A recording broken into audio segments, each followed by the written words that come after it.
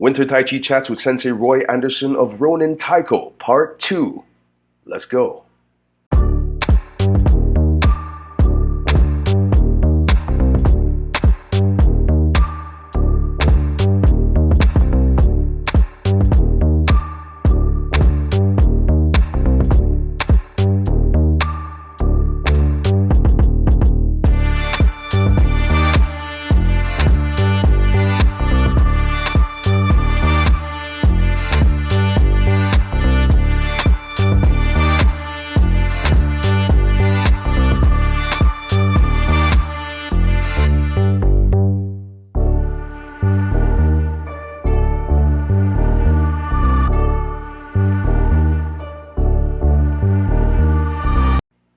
Hey guys, welcome back to Wynter Tai Chats, and in this episode I'm giving you part 2 of my interview with Sensei Roy Anderson of Ronin Taiko. Part 1, we got up to what is the hardest part of developing Kung Fu. He had a 2-part answer. Now we're going through that second part and going all the way to question number 6. But just before we do so, let's go ahead and get a nice intro video on Ronin Taiko.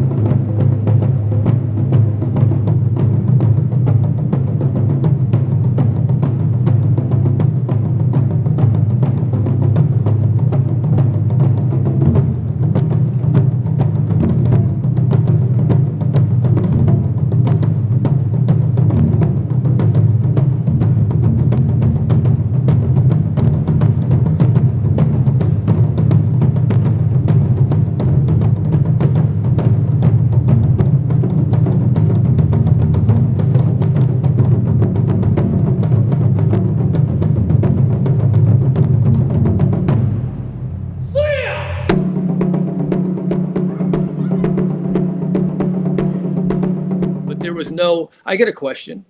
No, there's no questions to that. You're stopping. And then there's 20, 30 people there. You cannot stop the class for everybody. And the same thing with martial arts. You're showing a technique, but I have a question. That's nice. You're in a class. Everybody has a question. We all have to work together and realize that, we have to just watch and pay attention and you'll learn. The people that do the best in martial arts. I was never the person that was good when they started. I was always but I'm the one that as soon as class left, I'm doing it again and again and again, and I will not stop until the next class. So from Monday, most people trained for 2 hours on Monday and then came back the following week. I was there Monday and I trained on my own that night. On Tuesday, Wednesday, Thursday, I'm still training. And then I came back and he go, wow, you just picked this up. No, I put 30 hours in just to get it, where other people forget it and they have to be reminded of the technique or the different kata form. And then they forget just because they don't practice. I've always been one that I learned how to juggle in one day because I just had to learn it.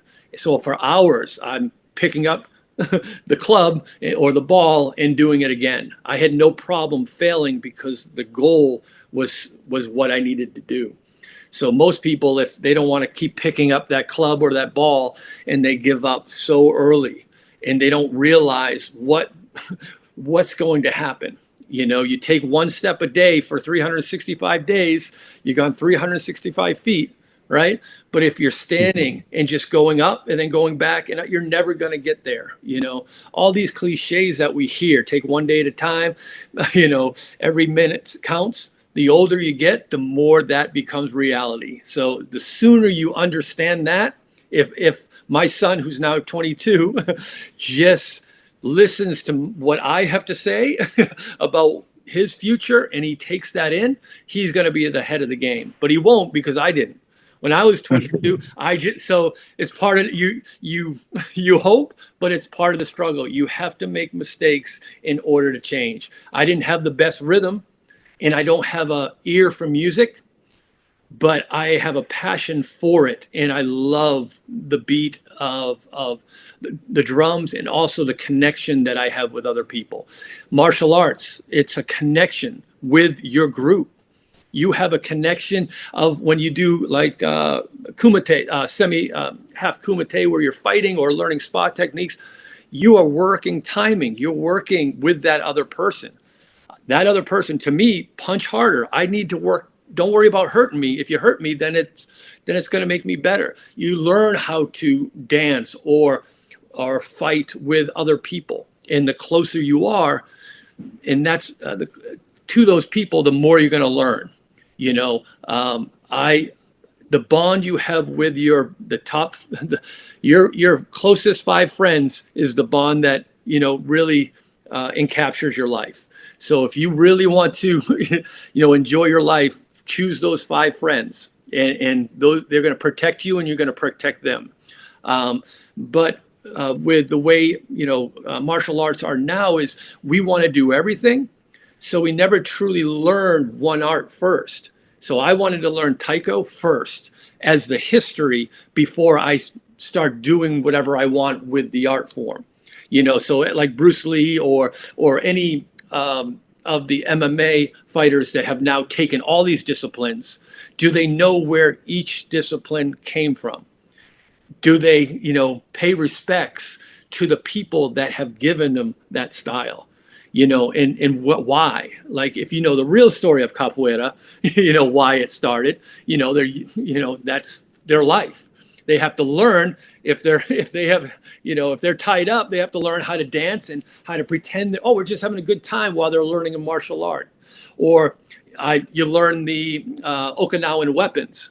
Well, the farmers had to use Okinawa. They used farming tools, which is, they use the sai and the nunchucks for rice, to break down the rice, to use for food, so you never know where the true art is if you don't find the history, and I always wanted to pay respects to who created the art, and then from there bypass it and bring it into a different modern world, or bring it to other people. I am not Japanese. I don't know if you knew that. Couldn't tell.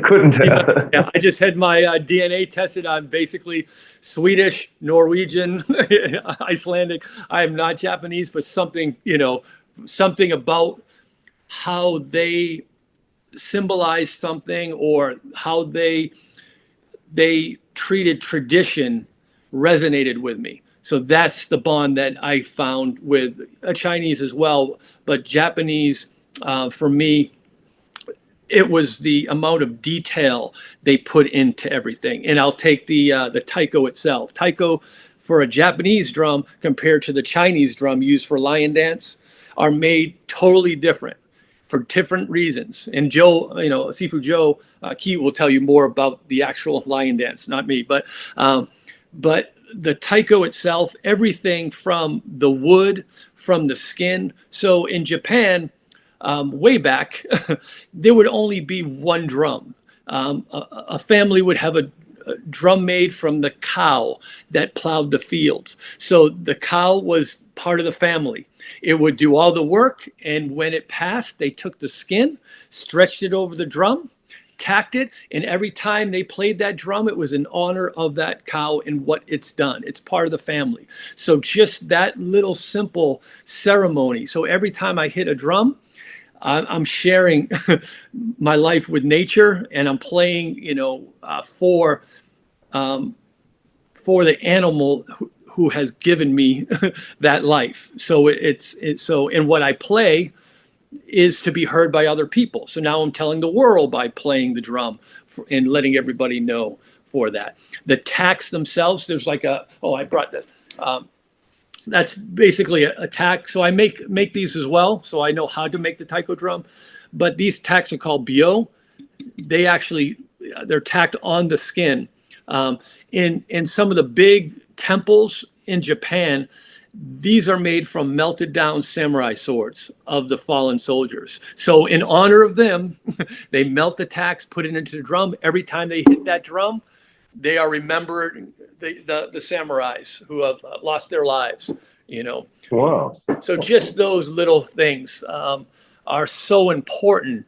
So yes, I could make a drum in a week. It takes me usually 6 months to a year to make one drum. But everything from carving it to stretching the skin, to letting the skin dry, and then playing it takes years of the training, and also a year to make. Chinese drums are different. There's only one skin. They'll put a little metal ring in there, and it's designed to be loud, to scare away, the monsters. I mean, it's done so Chinese big cymbals, they're trying to be loud to scare away, Taiko is usually accompanying a dancer, kind of like Polynesian, a hula dancer. The Japanese would have a bone festival, a dance festival, and you would learn how to drum for the dance. What made it different is most music, the job of a dancer is to dance to the music. So most dancers hear the beat and they start dancing. In Japanese, is you are actually drumming, watching the dance. So I have to drum while I watch the tempo or the movements, and they're moving fast, so I have to pick up the rhythm. So it's kind of a little different. So I have to really pay attention. So it goes back to the lesson of learning how to watch. Don't keep asking questions. If you start to watch, you can learn more. And I think we definitely talk too much. So and it's not that it's more if we listen more, we'll have less to say.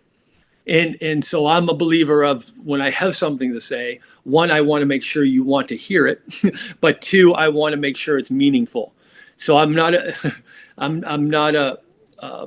one that really chit chats or small talk. I usually want to ask real questions, and so the sooner we can get to real things, I could talk for days.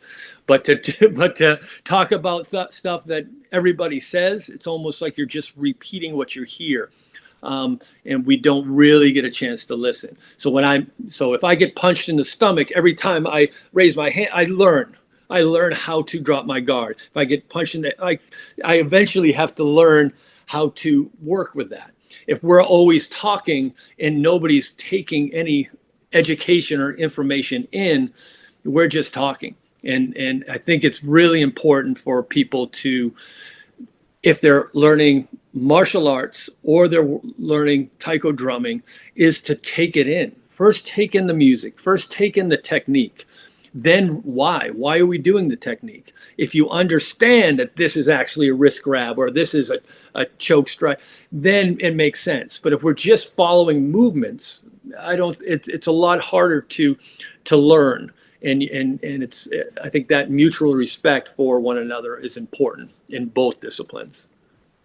It's true. It's very true. It's true what you say, that the respect is very important. So there are a lot of intricacies to say to say it really, really, really, really simple, right? It's a really intricate art, taiko. I mean, like not just the drum itself, but what each component means on the drums. Right? No, that's some really deep stuff there, Sensei Roy. That's really, really deep. So, to stay kind of deep, it's interesting how we started off with martial arts, right? And then you moved into martial arts with music, and then straight into music with that martial arts mentality, right? I remember we were talking, not we were very briefly, probably like 5, 10 minutes, like a couple of days ago, and you had made the point that most people who come into Taiko nowadays, they come in purely just for music, right? They don't have much martial arts experience, right? You just come in as musicians, whereas you approached it with that martial arts outlook in mind. Um, so with that, knowing that evolution, how has your training, all of your training, right, influenced or impacted your professional or your personal life? Hmm. So one of the things that Taiko, so when you come from a martial art background, there's a certain way you train. When I added the Taiko, um, my training started to change. So when I boxed, boxing is majorly about timing. So when you do a speed bag, you have to have timing. Da da da da da da da da da da da da da da da. So that's a triplet. That's a da da da da da da. So it's almost a music to me. So instead of hitting my first thought as a 17-year-old, 18 is to hit the bag.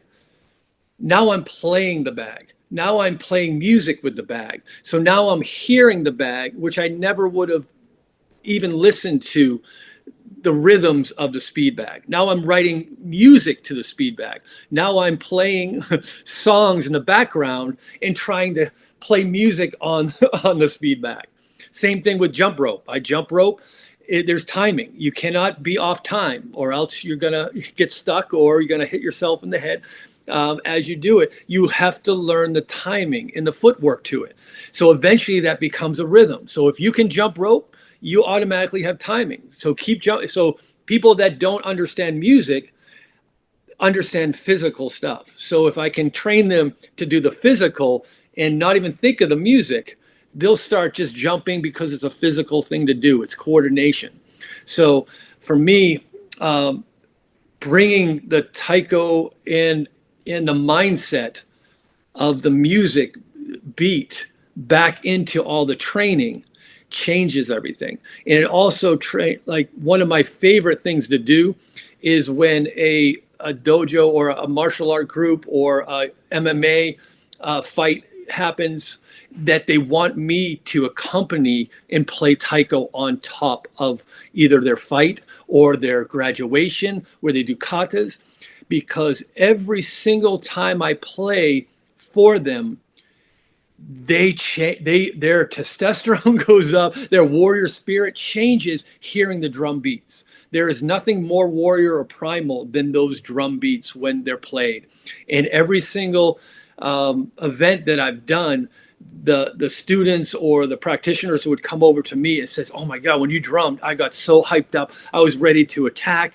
It just brings this energy. Heartbeat, again, we're born with a heartbeat, and drumming is a heartbeat. It's the closest to that feeling.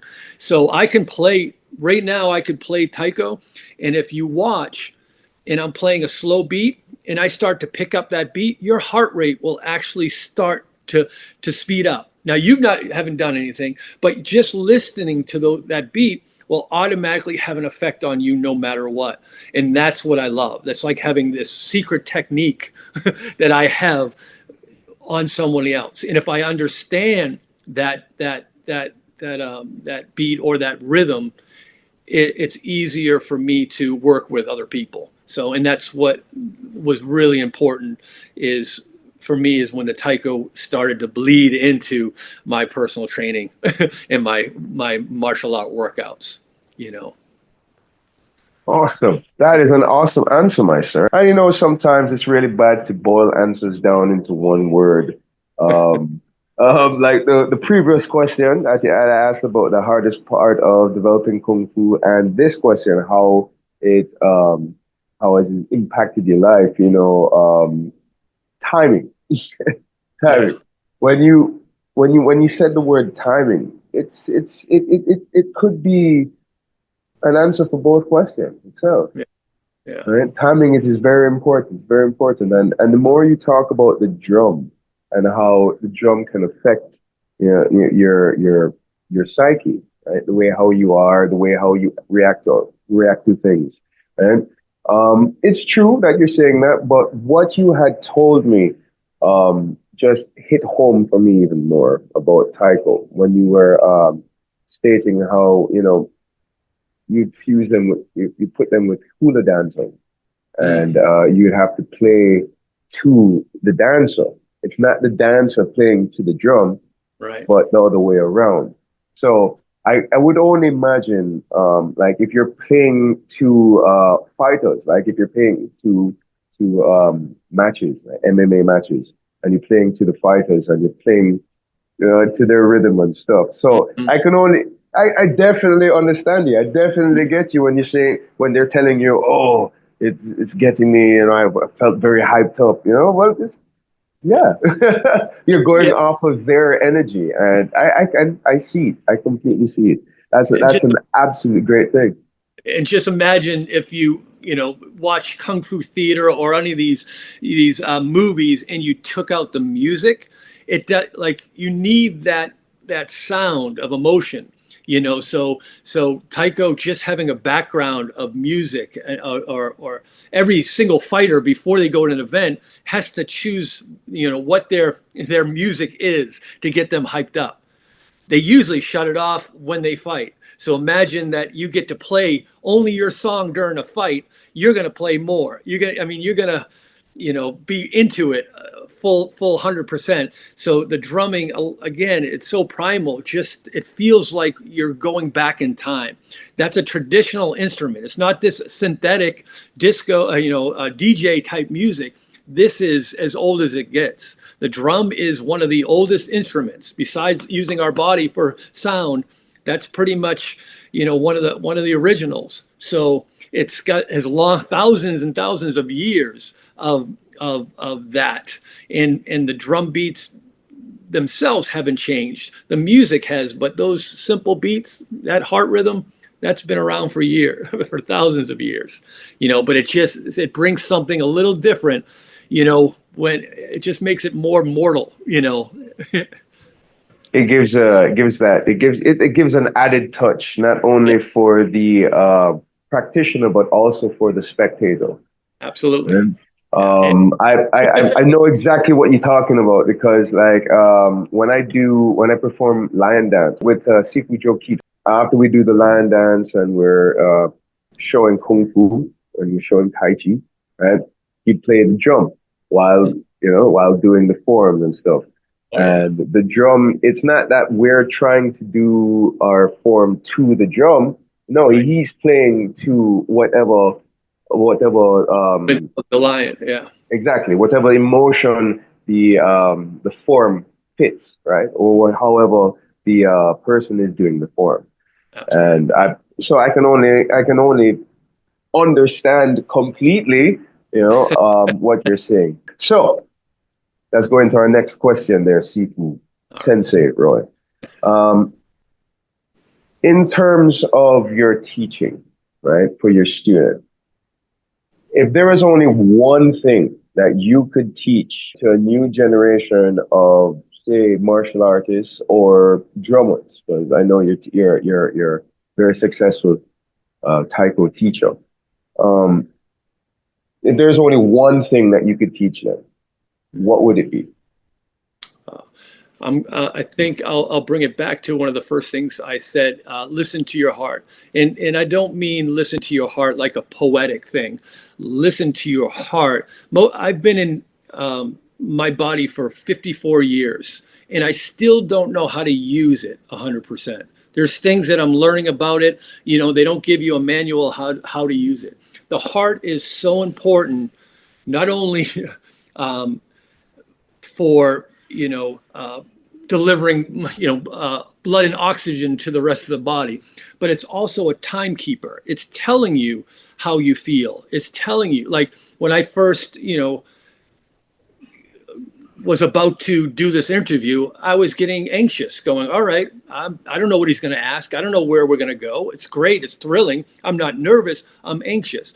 My heart starts to beat. It's telling me, it's giving. And if I listen to it, truly listen to it, I can slow myself down and I can talk myself through it. It's almost a signal. And we stop listening to one of our number one organs that's going to help us.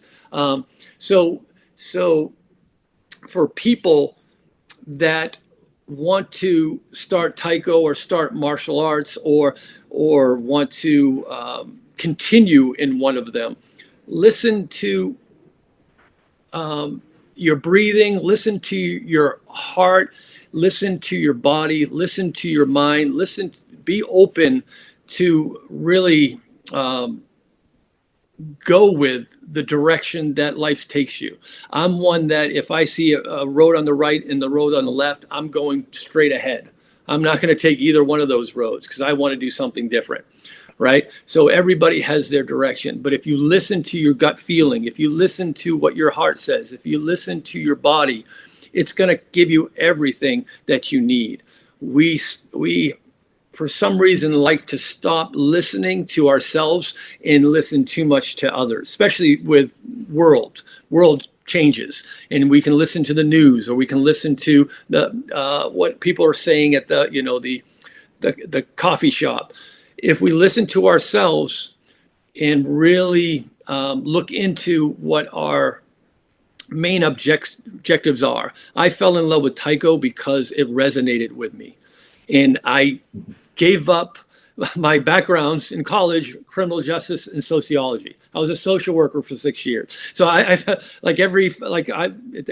just can't keep a job. No, just kidding. I'm a jack of all. I truly, every time I saw something else, I went with it. So I could have been doing martial arts and Kempo and eventually had a dojo and eventually had, students and stayed, and that would have been a great life. Or I could have been a police officer because I criminal justice. I'm a massage therapist. I could have just been in a health fitness type of scenario. I've done a lot of different things because I wanted to do so many things. But instead of sticking with one, security, I could have, stayed and just been secure, have police officer, and I could have that salary and a certain job that I know that's what I have to do. I said, but this Taiko, I've never seen anything like that. And I immediately saw the dangling, lure. And I said, I got to try that. And then, wow, I had no idea that there's so much to it. I believe for myself as a person that I should be a warrior. I should be a healer. That's why I did massage therapy and I do Reiki. Music, the arts. I build a drum. So these are these are what, to me, what I wanted to stand for. So I wanted to learn all these disciplines, and not every martial art or every different art had those. So I had to I guess Taiko is my music. And now I play a shakuhachi, which is a bamboo flute. I never would have thought of that while I was playing baseball, football, and playing all these sports. I would have, I would have made fun of me at that time. This is in the 80s. But I learned to respect the different arts. And everybody should have many disciplines. Don't get trapped in one style. Most styles should have everything. So every style is eventually going to have, weapons. They're eventually going to have ground arts. They're eventually, if you stay with them. What we do is we start and then we quit, and we never get the fruits of each style. I take 5 or 6 years in each discipline before I move to another one. I want to kind of understand it. And same thing, when people go to the military, one of the first things that they do, if you do a boot camp in the military, their job is to take away your ego. strip you from, everything. They want to bring you with an empty cup. It doesn't matter if you're a cocky kid, they're going to take you under their wing and strip you from all identity. They're going to say your mom's this, get you all worked up. They're going to beat you down, but they want you clear. Then after 4 years, they start to build you up. You learn about community, you learn about brotherhood, you learn how to fight together, you learn skills. If you don't go through the first 4 years, you won't understand what that beginning training was. They're just thinking they're trying to beat up on you. They don't understand that, no, we're taking this away so we can teach you in 4 years. Most people start a martial art and they don't get to where they need to be, because they're either thinking of black belt, which is truly the start, so you have a white belt, it gets so bloody till it's black and brown, and that's your degree, and then you continue and learn the real good stuff till it starts to fade, till it's white again. That's your full circle. So, but most people just want that trophy, they want that instant, but they don't do the practice that it takes to get there. And that's why I drum every day of my life, because I just want to get better, but it's for myself. I don't practice once and hopefully I get something in reward. The reward is every day I train hard. Occasionally I get a performance, and that's a reward that I share with the audience, but it is the practice. People think the martial art is to get in the fight. Hopefully never. That's the reason why you do the martial arts is to avoid war. But if it comes, you take care of yourself, but you're still trying to avoid the war. You're trying to learn as many techniques so I can be nice and kind to people. That's the whole point, is I want to be tough enough to be nice. Most people are nice because they're fear or weak, not because they're so strong they can be. And I wish the pendulum changed a little bit, where you see, I almost was going to be a state trooper. A state trooper back then, they all had to be 6 foot. They all had to be certain shape, and you feared them, but they were so polite. Please and thank you. Can you, like, that interaction that's what I wanted all police officers to be. That they were so much in control that they could be pleasant, but if you did the wrong thing, they would take care of it. And for me, I always I'd never broadcast that I had black belts or that I did that. Most people don't find out until later. Again, the whole idea is I don't want you to know. I don't want to advertise something that I might have to use, but I also don't want it. That means nothing unless you knew what I went through.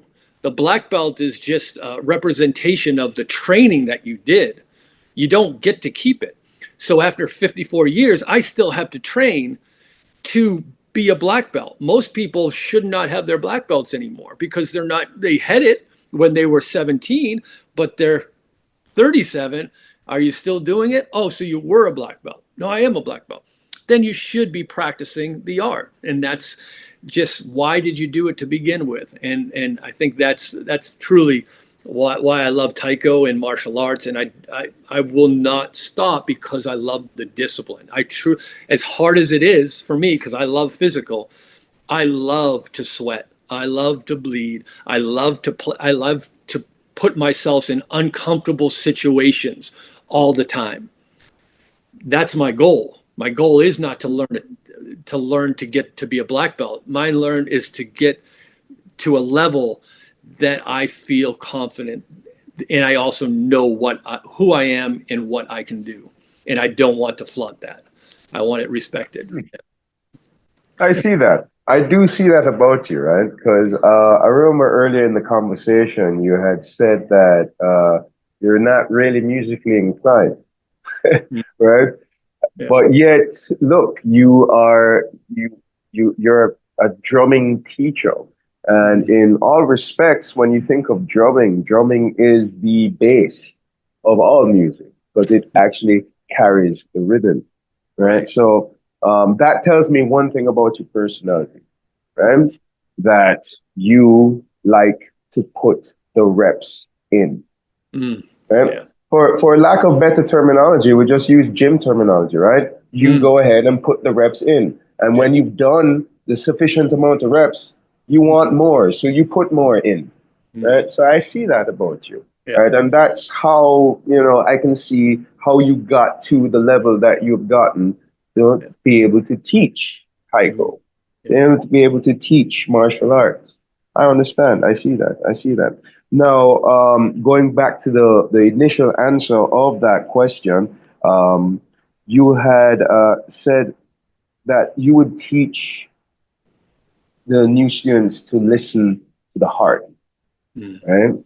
And I can't agree more with how important of a lesson that is, right, to teach. And I agree with you. Listening to the heart, listening to the heartbeat, listening to breathing, that is important for the health. That's important for going through life on a whole. I do get that.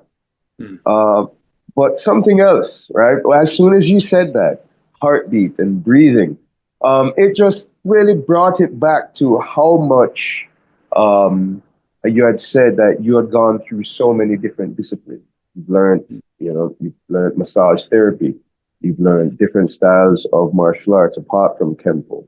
You've learned so many different things. You call yourself a jack of all trades, right? Um, it ties right back into that answer for this last question, right? You went through all of these disciplines, and you went through a sufficient amount of time in all of these disciplines to find out that that's not where your heart is. That's why you put all that time into each discipline for you to realize, look, this is not where my heart is, right? And this is why I can also see that this is why 20 years down the line, you have Ronin Taiko. Because Mm. Taiko is where you saw, and that's where you felt that your heart is. So Right. I understand. Ronin is a term that I have come to understand is a masterless samurai. Mm. In your story, I have heard that when you started Taiko, there was only three. There's only Mm. three groups, three classes, and hence you had to go to the source. You went to Japan and learned all the different techniques, all the different meaning, and so on, right? So when you come back, you don't really have yourself a teacher. That's why you call yourself Ronin. Am I correct? That is So correct. when you really check it out, Taiko is something that I see that you are just meant Mm. to be in, to teach, to be a part of, because every single answer involves timing. Mm. Every single answer has been to listen to the heart, and it boils down to everything with drumming. This is absolutely awesome, Sensei Roy. Thank you very much for your time here. Oh, this was great. It wasn't as bad as I thought it was going to be. That's great. That's great. So, with all of this time, I got one more question for you, Sensei Roy. One more. Yes. And I always joke with my guests and I say it's the hardest one. But seriously, somebody watches this and they say, look, I need to get in touch with Sensei Roy because I need to learn Taiko right now. Yes. How do they get in touch with you? The best way is always going to be Ronin Taiko on the Instagram or Facebook. We have a website, but we use more of Instagram now for getting a hold of us. Um, and then I also have the other group, which is Samkoma, which is that's we'll set that out for a different day. It's another group that I'm playing with that has Viking music, drums, and all different types of stuff. But that's Samkoma music, and I'll make sure that I'm available for any questions. I'd love to have more students. I'd love to have more performers. So I'm always looking for definitely martial artists as well, because martial artists, you already have the form and technique. So I love when people have deep stances. All the different taiko pieces are, some were standing, some were in like almost a warrior's pose. Sometimes we're seated drumming, great workout for abs uh, and, uh, and, uh, and physical strength. But I love to have it when martial arts, because I teach almost like it's called a taiko. A lot of them use dojo because it's martial art based and people like to use the word dojo, but it's actually called a keikoba. It's performing arts. So we're not punching each other, but we're performing as warriors. We're performing as taiko artists. So that's important. But I love it when we can have martial artists come and learn taiko because they have their forms are very good with that particular discipline. So Okay, okay. So, much like with everything in martial arts, so like when you raise your hand, that's a block. So, like when you raise your hand when you're doing taiko, that's a specific meaning to everything. yeah, and I'll use a lot of samurai references. Oh, even some of the poses look like we're actually doing a cut with the sword, and I actually make sure that they know how to take a sword out of the scabbard. They know how to do these movements. So when we use the drumsticks, the bachi, it should look as if we're doing a cut. So I'm using traditional martial arts moves, but I'm also using music. And because I'm a personal trainer, anatomy and physiology, I'm learning technique of how to hit the drum. So it's not just about hitting the drum in the middle and making a sound. There's so much you can do with just making one hit on that drum and where to hit it and what the grip should be. And each style, each song, one song is going to be a warrior where you have to be tough and you have to be, you're going into battle. Another's a meditation, so you have to learn meditation. You have to learn how to relax and be calm. You just fought, the day before. Like most of the pieces that and I know where I'm getting back, but most of the pieces are original pieces. So when I went to Japan, I learned all the traditional Hachijo, Miyake, Yetai Bashi. These are the Japanese, classical pieces or traditional pieces. When I went over there, they said, "Oh, what do you play?" And I played all those pieces. No, no, not our songs. You're from Florida. You don't have rice fields and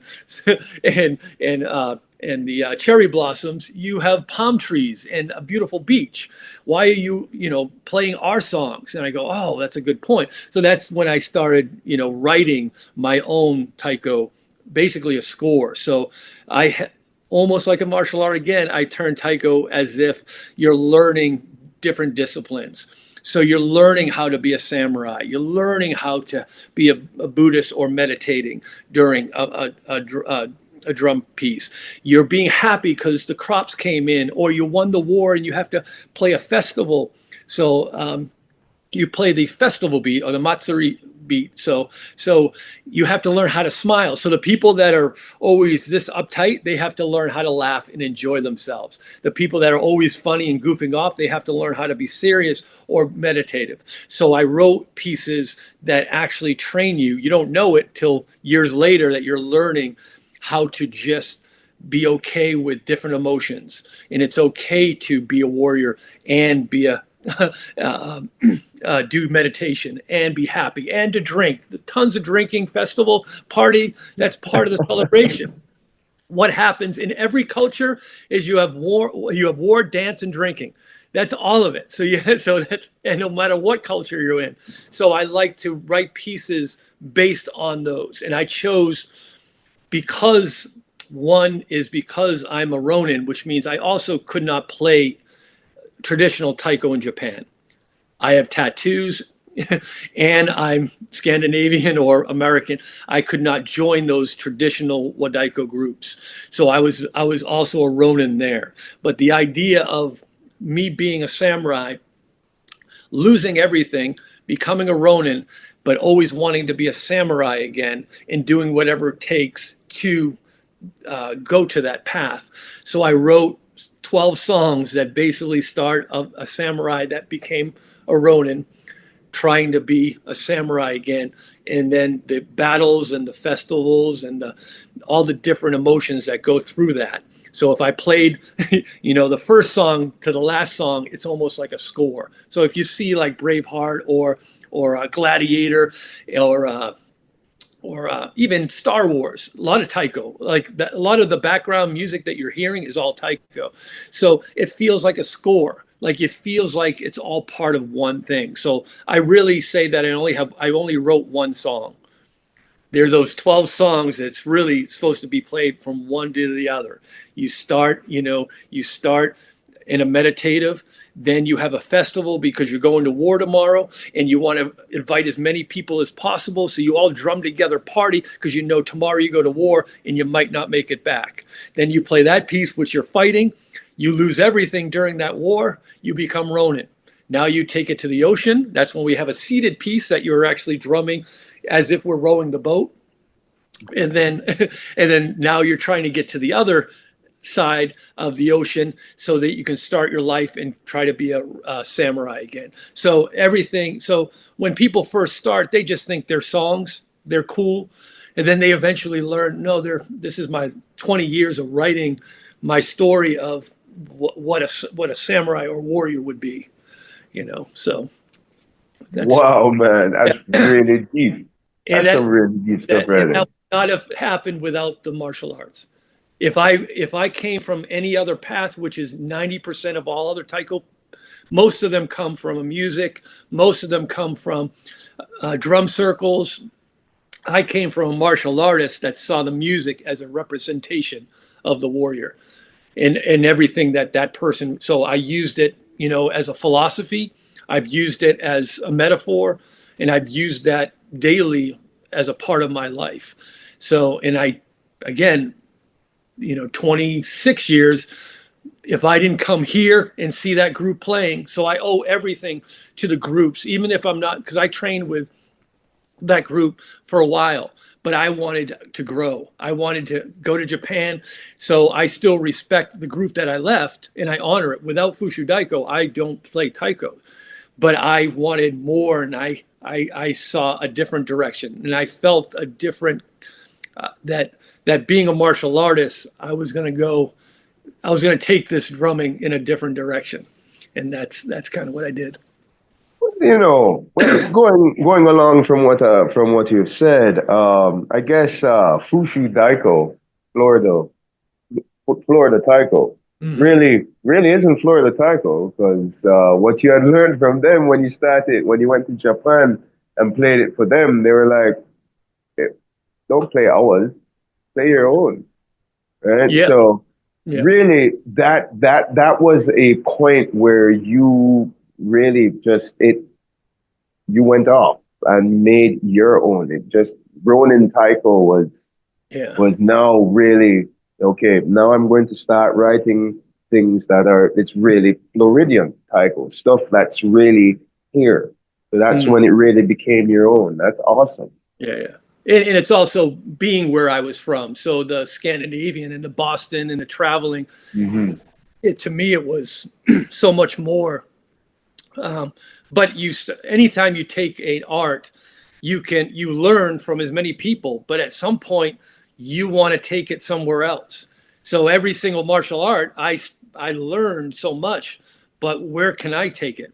Where does it resonate with me?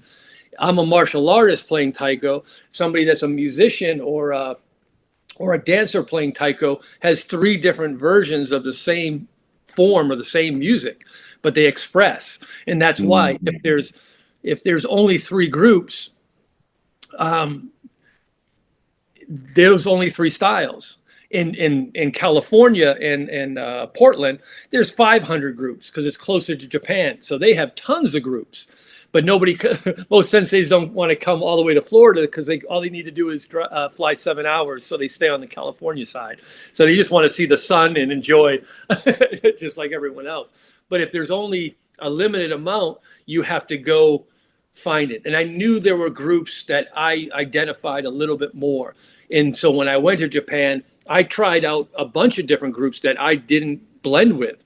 I found three. One is Asakagumi, My Daiko.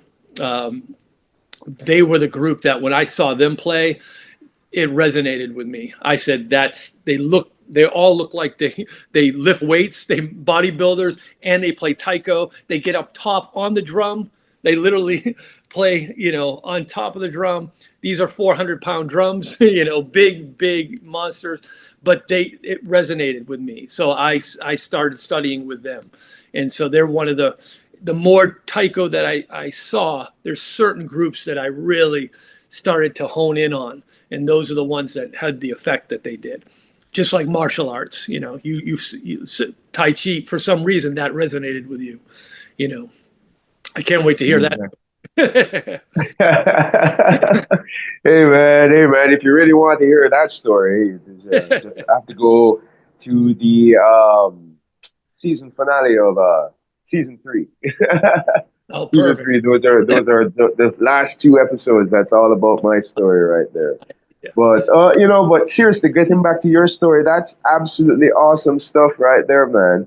So you said about, you mentioned Ashkazumi. Oh, that's awesome. So really, I mean, if the martial arts aspect was not there, none of this would have happened. Right. So it's just like stepping stone after stepping stone after stepping stone that all led you to where you're supposed to be with Taiko, and Right. specifically Ronin Taiko Yeah. for the last, how long? 20 plus years? But yeah, 20-year anniversary this year. So Oh, wow, man. Wow. yeah, I Hey, that's some great stuff. yeah.